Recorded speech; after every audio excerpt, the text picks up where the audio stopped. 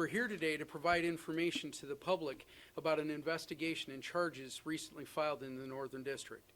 We are limited in scope here today, as the matters have just been initiated, and so we will limit the discussion to what is on the record and basic public safety information. The matters we will be discussing are allegations only at this point, and all persons are presumed innocent until proven guilty. And with that, on April 16, 2026, a federal grand jury in Hammond, Indiana, returned a 28-count indictment charging James Gerardimas, a.k.a. Jimmy the Greek, Dean Gialamos, a.k.a. Dean Gem, Chris Gerardimas, and 19 others with running an illegal gambling conspiracy that used extortionate means to collect gambling debts and laundered the money, among other crimes. The defendants range in age from 21 to over 80 years old. The charges against the various defendants include the following: conducting an illegal gambling business, conspiracy to commit and attempting to commit Hobbs extortion, conspiracy to commit and attempting to commit collections of extensions of credit by extortionate means, conspiracy to commit money laundering. In addition, transmission of wagering information, as well as forfeiture allegations. And some of you may have already been able to obtain those from the public record, but there will be hard copies available for you at the end, listing all the various indictments and all the different defendants that are listed. All right, as alleged in the indictment, though, the organization operated in Northeast Indiana and elsewhere from on or about January of 2021 to on or about April 29th of 2026. The indictment was unsealed on April 29th, 2026, following the execution of arrest and search warrants accompanying the indictment.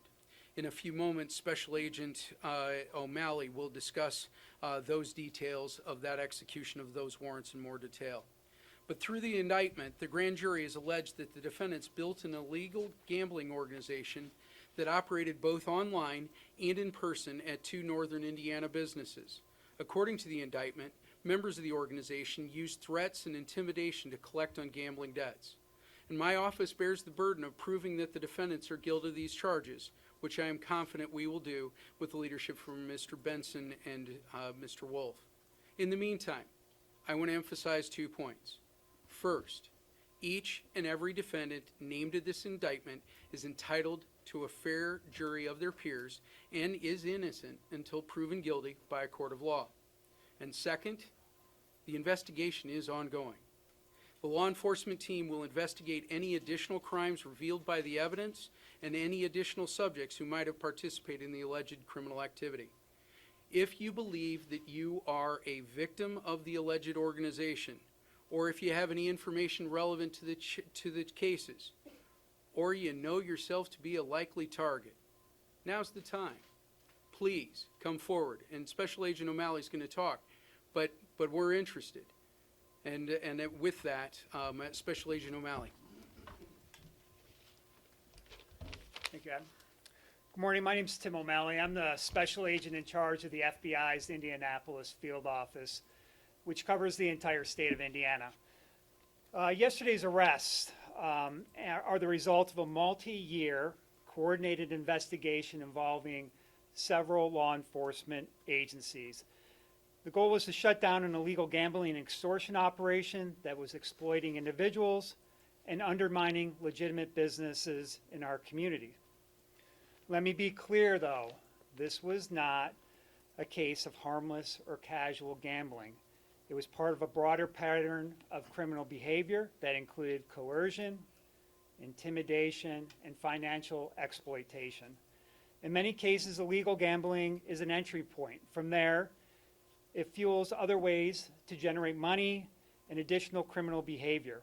And this type of activity does not remain contained. It creates fear in the community, it creates pressure, and it impacts the entire community, not just those who are directly involved. There is no place in our society for coercion or intimidation, and those who conduct this conduct must be held accountable. This investigation would not have been possible without the close collaboration of our federal, state, and local law enforcement partners. Yesterday, more than 150 law enforcement officers were involved in police operations. Agencies involved included the FBI, IRS, HSI, the Indiana State Police, the U.S. Marshal Service, and the Indiana Gaming Commission. Yesterday, we executed 22 arrest warrants, and arrests were made across the country, not only in northern Indiana, but we also made arrests in Chicago, Boston, New York, Sarasota, Florida, Los Angeles, Mesa, Arizona, and San Juan, Puerto Rico. We also executed 7 search warrants at locations across northern Indiana. And these warrants were executed at homes and businesses associated with this organization. I believe yesterday's arrests and warrants indicate the depth of our involvement in our investigation. But our goal is to completely dismantle this group. I would like to hear from anyone else who has information regarding the activities of these individuals or others who may have supported or protected their criminal activities. For those who may have interacted with the defendants, I want you to know that we're primarily interested in those who organized the network, who took bets, who collected debts, and who provided support and protection. So if you have information, I do want to hear from you. Tips to the FBI are completely confidential, and I encourage you to call with whatever information you have. The number to call is 1-800-CALL-FBI. Thank you.